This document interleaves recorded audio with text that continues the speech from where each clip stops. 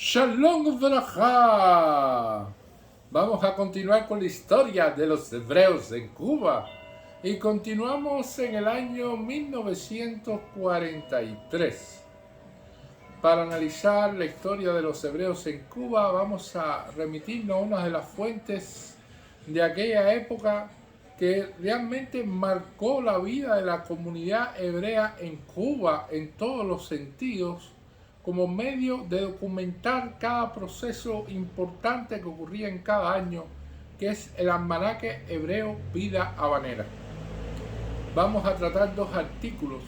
El primero, Historia de una colectividad, por el doctor Moisés Mitranis, y el segundo, Los judíos en Cuba, por Max Kohler. En el primer artículo, el doctor Moisés Mitranis fue el primer universitario hebreo en Cuba, prestigioso médico del Hospital de Emergencia, que es honra de la ciencia cubana y orgullo de la colonia hebrea, en cuyas organizaciones sociales ha ocupado principales cargos, cuya colaboración a este número extraordinario agradece la redacción de Vida Habanera del año 1943. Dice así: otro año que termina y uno nuevo que empieza. Este es el motivo de este anuario que ya va siendo tradicional en la vida de este formidable órgano de la opinión hebrea en Cuba, que es la Vida Habanera. Es un momento también para hacer balance de nuestro pasado y acopio de esperanzas para el futuro. Un momento propicio para meditar qué hemos hecho, qué estamos haciendo y qué vamos a hacer. Cuando se piensa en la colectividad hebrea de Cuba, tenemos en mente a un conglomerado de hombres, mujeres y niños que, habiendo llegado en la inmigración o nacido en esta hermosa tierra, tienen una serie de lazos que los une entre sí y que, en armonía con sus afectos y sus intereses, tienen otros muy profundos que lo unen a nuestra Cuba. Varias etapas existen en el pasado de esta congregación. La primera pre-republicana, y cuyos antecedentes se remontaron al descubrimiento de América y a su primitiva colonización, que continúa con la llegada de hombres y mujeres procedentes de Europa y de otras partes del continente a esta isla, tomando parte principalísima en su desarrollo agrícola y comercial, con datos que hacen pensar que su número no fue muy exiguo ni su aporte muy pequeño. La guerra hispanoamericana, como fase importante de esta etapa, destaca un número apreciable de hebreos americanos que, combatiendo con las armas, exponiendo sus vidas y haciendas y regando con su sangre esta bendita tierra, contribuyeron a su liberación y formación republicanas. Hombres que, después ligados a estos lazos, crearon hogares y vidas cubanas, aunque por sus características no se destacaban. La Congregación Hebrea de Cuba, organización religiosa, los unía espiritualmente en su modo de adorar y creer en un Dios. En 1910, pocos antes de la Primera Guerra Mundial, comienza una segunda etapa con el refuerzo de la llegada de cientos de inmigrantes de procedencia europea de idioma nativo español, los conocidos sefaraditas, que por su idioma, por su cultura, por sus medios de vida tan similares a la vieja España, de la que siglos atrás eran oriundos, se diluían en el medio ambiente sin características propias. La Unión Israelita Shevet Ajim llena con su historia toda la vida de esta etapa. Siguen siendo lazos eminentes religiosos los que predominan en esta colectividad, y continúa el segundo sector en que todavía hoy está organizada nuestra vida social. Con la terminación de la guerra, una avalancha de seres hambrientos de libertad y de paz se dirigen hacia América. Una parte toca Cuba y con ello comienza la tercera etapa de nuestra colectividad, de Polonia, de Rusia, de Hungría, de Checoslovaquia, de Rumanía. Acuden centenares de inmigrantes que, aunque la meta fija en los Estados Unidos, circunstancialmente fundaron sus hogares en Cuba como residencia de tránsito, pero el destino en su destino tenía otros propósitos. Muchos lograron sus propósitos, pero los más se quedaron definitivamente. El cumplimiento de 20 años de vida en esta tercera etapa es motivo también de esta publicación extraordinaria. Juntos es consignar que los factores de esta tercera etapa son tan predominantes en la vida de la colectividad que con ella comienza su individualización, pues ya aportan características y cultura propia a la vida social. Procedentes de diversos países, tienen costumbres, idiomas y pensamientos similares. Son los askenazitas, los yiddish, con lo que integran este tercer sector que junto con los sefaraditas y los hebreos americanos de la pre-república constituyen el conglomerado hebreo cubano. Una cuarta etapa comienza con esta guerra que en busca de paz trae miles de refugiados, pero es muy temprano aún para jugar su influencia y su permanencia en Cuba. En conjunto, estos miles de hombres y mujeres que, comenzando por ser inmigrantes temporales y terminaron por ser ciudadanos, tienen una vida social y religiosa, pero individualmente desleído en el medio, han hecho aportes extraordinarios a la vida cultural, industrial, comercial y social de Cuba. Cuando resumiendo estos datos vemos los profesionales y estudiantes hebreos que han pasado o pasan por los institutos y las universidades y luchan y trabajan con estricta ética por la ciencia y con la ciencia. Cuando vemos los periódicos hebreos informativos y culturales estableciendo cordiales lazos espirituales, cuando vemos a los incipientes intelectuales hebreos cubanos que, aún expresándose algunos en su yiddish, ya tienen pensamiento cubano y estableciendo nexos comunes con los demás intelectuales de la nación, en un esfuerzo por la determinación de que la cultura es universal, sin fronteras ni patria, no podemos menos que sentirnos satisfechos, aunque con menos de un 20% de la población general.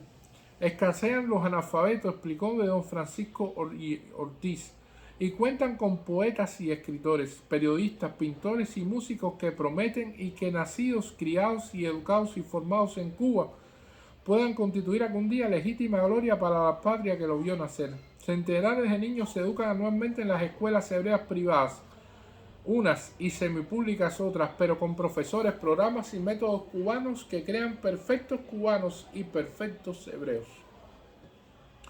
Bajo el punto de vista económico, con su dedicación y recursos, los hebreos pertenecen a la clase media, salvo algunos muy raros del primer sector hebreo americano que por sus conexiones de origen permanecen en las grandes empresas o industrias como accionistas o directores.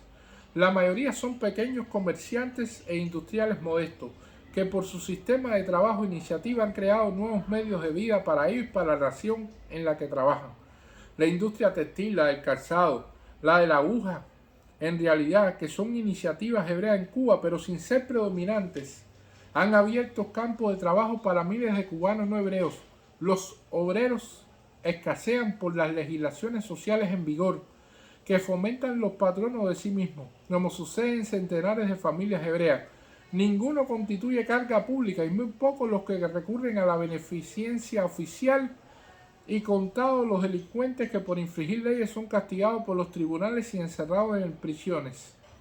La Cámara de Comercio Hebrea, institución que los une en la defensa de sus intereses, mantiene los mismos principios y las mismas finalidades de sus similares establecidas en el país, y es a su vez un largo lazo de unión colectivo con el sector comercial e industrial cubano.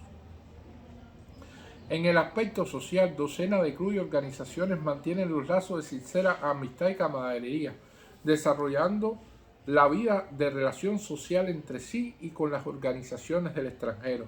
El Centro Israelita, centro decano y máximo de la vida social hebrea, el Centro Popular Hebreo, la Unión Sionista con su vehemente deseo por una patria judía que abarca centenares de simpatizadores y luchadores por la tan noble causa, la Unión Hebrea Shevet Ajim, que concentrando los elementos de la segunda etapa, los sefaraditas, desarrollan grandes actividades sociales y religiosas y culturales, la United Hebrew Congregation, que a su vez resume las actividades sociales y religiosas del sector hebreo americano, y la multitud de organizaciones juveniles que, conviviendo en el seno de sus organizaciones matrices, le dan vida y vigor y desenvuelven actividades culturales, deportivas, sociales entre los jóvenes, hombres y mujeres del mañana.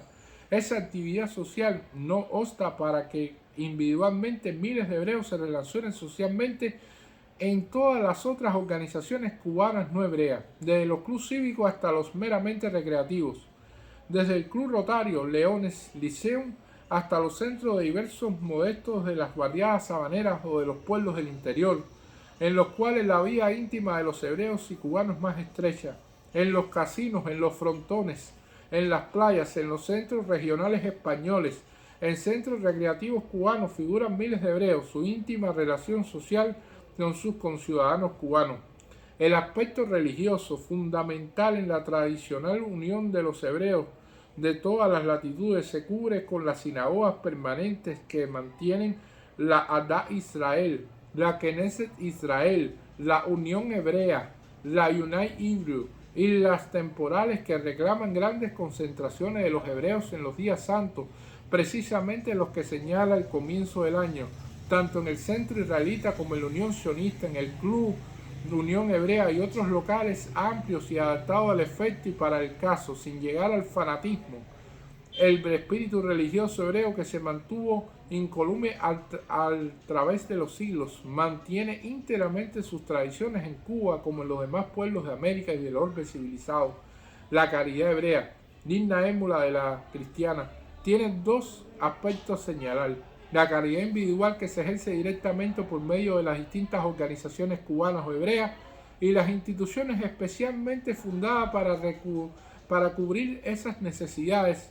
Nos referimos a dos instituciones femeninas, la Freud Farín y la Buena Voluntad. La primera sosteniendo una creche con cerca de 40 niños bien alimentados y vestidos, amparándolo de las desgracias y sinsabores de la vida. Y otras dos instituciones, el Comité Hebreo Antituberculoso que tuvimos el honor de fundar hace unas docenas de años y el Birkut Jolín. Ambos son servicios médicos y medicinas para los desamparados, protegiéndolo de los verdaderos casos de emergencia, la salud y sin recursos para lograrla. Muy interesantes son las anotaciones que podemos hacer en el aspecto político, sobre todo en estos últimos años.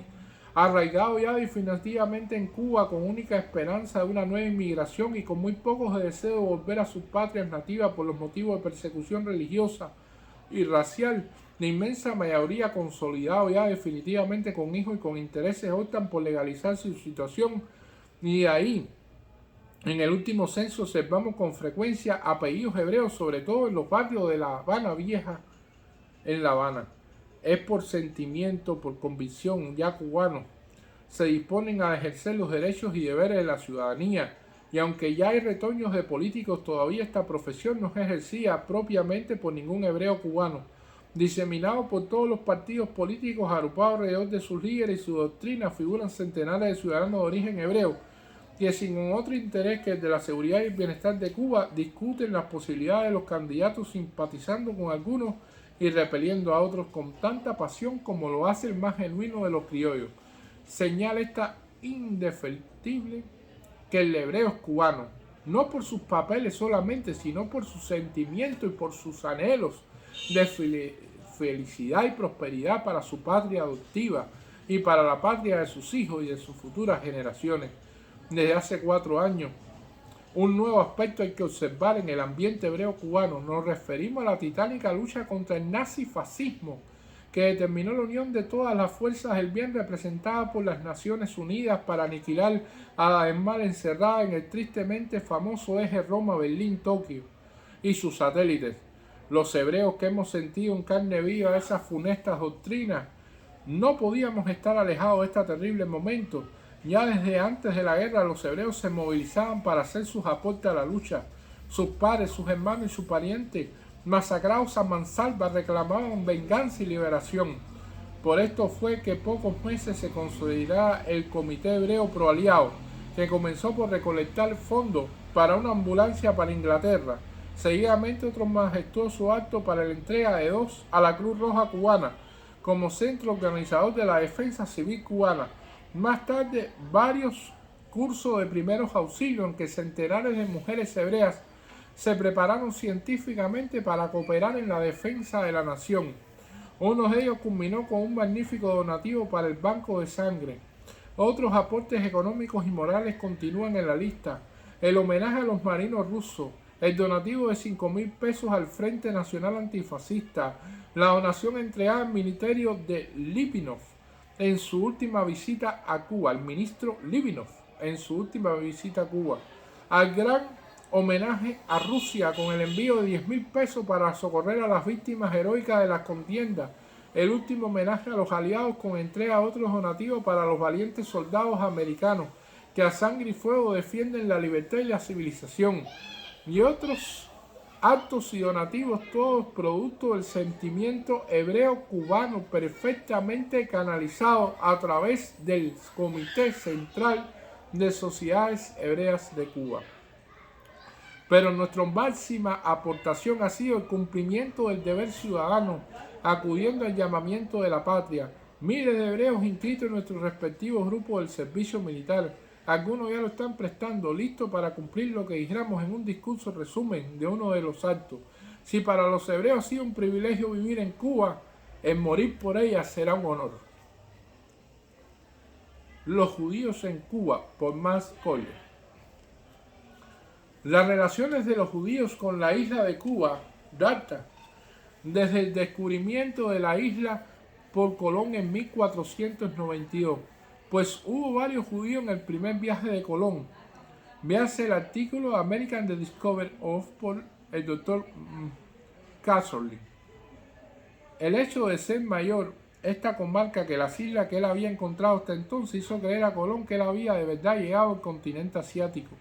Y en consecuencia, el 2 de noviembre de 1492, Colón envió a Luis de Torres, que había sido convertido del judaísmo al cristianismo, antes que la flota saliese de España y que había sido llevado en este viaje a causa de sus conocimientos del árabe y otros idiomas orientales. Se esperaba que fuese de utilidad para investigar y buscar al rey del país e informar.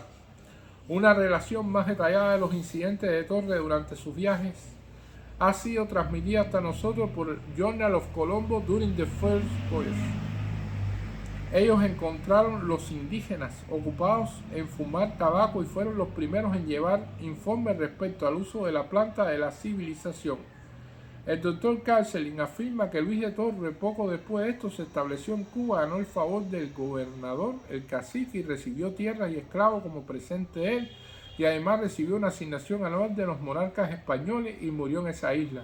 Pero esto no está probado, pues pudiera haber resultado en otra de las recién descubiertas islas, pues no parece que en Cuba hubieron hecho los españoles ninguna colonia regular hasta 1511.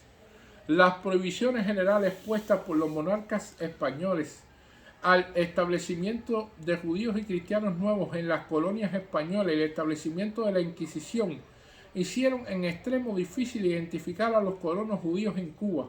Y sin embargo, aun cuando los archivos cubanos no han sido aún adecuadamente publicados o estudiados, aparece lo suficiente para establecer el hecho de que los judíos secretos estuvieron continuamente entre los colonos de la isla de su descubrimiento.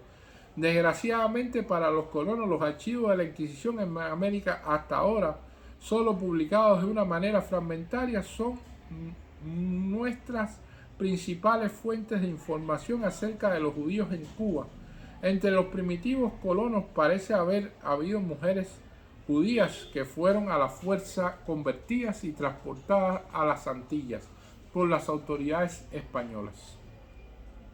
En 1613 los terrores de la Inquisición parecen haber arrancado de Francisco Gómez de León en La Habana la confesión de que él era judío y él sufrió el martirio por su fe. En 1627 la Inquisición tuvo también entre sus garras Antonio Méndez, Luis Rodríguez y otros por la misma acusación. Por 1636 fueron arrancados 150.000 pesos a 3 habitantes de La Habana acusados de judaizar, nombrados Blas de Paz Pinto, Juan Rodríguez Mesa y Francisco Rodríguez de Solís. Ellos parecen haber figurado entre los más opulentos habitantes de las Antillas. El juicio de Gravier de Granada de 1642 pone de manifiesto una referencia a un tío suyo llamado Miguel Núñez de Guerta, alias Huerto, que se supone haber estado en La Habana en este tiempo. Él fue ejecutado por la Inquisición en 1649 en efigie con sus huesos. En 1642 Luis Méndez de Chávez, actor de Luis Gómez Barreto y Manuel Álvarez Prieto de La Habana, cayeron en la garra de la Inquisición por acusaciones similares. La reconquista portuguesa de Brasil por este periodo, de la cual resultó el abandono de este país por miles de judíos, indudablemente aumentó la población judía en Cuba. En efecto, por este tiempo el número de acusaciones judaizantes que afectaba a colonos de Cuba aumentaron y las relaciones comerciales con Jamaica y Curazao los aumentaron además. Se ha discutido también una partida de los primitivos pobladores de Nueva York que llegaron a dicha ciudad en 1654, alcanzaron la región del Cabo de San Antonio, Cuba, en su camino a Brasil. Pero la persecución de judíos acusados de judaizar continuó durante la primera centuria también. En 1712 Jacobo Núñez López fue de este modo denunciado. En 1717 se celebró un acto de fe en el que figuró Fray Joseph Díez Pienta, de cuya carrera publicó una relación detallada el profesor Ricardo Gautier. Él vivió mucho tiempo en Cuba y llegó a convertirse al judaísmo. Aún varias veces después de eso cambió su fe, tan tarde como 1783. La Inquisición reclamaba víctimas, como la atestigua la suerte de Juan Rodríguez Mencia y Antonio Santaella de La Habana. Esos no son sino algunos de los muchos nombres de personas en Cuba acusadas de judaizar. Considerando la historia de los judíos en Cuba, es importante no descuidar sus amistosas relaciones comerciales con los bucaneros, que es usual llamar a los adversarios del monopolio comercial de España en el Nuevo Mundo, que sostuvieron incesante guerra contra ellos y sus buques por décadas. ¿Hay alguna razón para creer que hubiera algunos judíos entre ellos? Cuba y las aguas de Cuba fueron por largo tiempo los principales cuarteles de estos predecesores de los piratas americanos, que diferían de ellos sin embargo en sostener solamente guerra contra España. Una considerable parte del comercio de Hamburgo con Cuba y las Indias estaban también en ese tiempo en manos judías. La familia de los judíos con Cuba y la familiaridad de los judíos con Cuba y los asuntos cubanos, unidos al sentimiento antiespañol, parecen haber sido conocidos a los enemigos de España. Así, por ejemplo, el almirante Vernon en su expedición contra Cuba en 1741 tenía con él un intérprete judío a quien envió con mensaje al gobernador de Santiago, Cuba, en dicho año. Sabemos también que Jacob Franz de Nueva York fue contratista del gobierno británico encargado de suministrar las provisiones a la armada inglesa en Jamaica durante la campaña que dio por resultado en 1762 la captura de La Habana por los ingleses. Esta captura causó inmensa sensación, pues La Habana se miraba como de enorme valor político y comercial y la llave de la América. Se ha dicho a menudo que de Cuba data este periodo, no obstante la devolución de La Habana a España por el Tratado de 1763. Es probable que casas judías de Nueva York, Newport, Jamaica, Curazao, Londres, Ámsterdam y Hamburgo estuviesen interesadas en el tráfico cubano del tabaco, azúcar y otras mercancías, particularmente desde esta fecha en adelante. Sin embargo, muy valiosos elementos se aseguraron para la población en Cuba de los colonos franceses de las Martinicas y Guadalupe, en este tiempo incluyendo evidentemente algunos judíos. No se han practicado aún investigaciones que permitan disertar sobre estos puntos. Se ha sostenido que Hernando de Castro, probablemente descomulgado, introdujo el cultivo de la caña en Cuba. Hasta la terminación de la guerra hispano-cubano-norteamericana en 1898, la celebración pública de los ritos religiosos, a no ser los católicos, estaba prohibida. La Inquisición, sin embargo, fue abolida en los primeros años de esta centuria. El número de judíos residentes en Cuba aumentó algún tanto antes de la última citada guerra, particularmente por los intereses américo-judaicos en el comercio del tabaco. En la obra de Ricardo David, Cuban Past and Present, tratando de las condiciones que precedieron la guerra, se afirma: los judíos en Cuba escasamente suman 500 y son en su mayoría de origen español y dedicados al comercio. Muchos judíos huyeron a las Antillas de España en la centuria XVI y XVII, pero pocos quedaron en las posiciones españolas. 5 o 6 de las familias cubanas judías son ricas y muy respetadas, pero ellas se mantienen enteramente aisladas. Un gran número de judíos americanos sirvieron en Cuba en el ejército americano durante la guerra llevada a cabo por la libertad de Cuba. De la guerra, el número de americanos residentes ha aumentado. No aparece, sin embargo, que exista ninguna congregación judía organizada u otra organización judía hasta ahora. Esto fue tomado de la revista Bimestre Cubana, el volumen 5 de julio y agosto de 1920, en la página 125. Muchísimas gracias.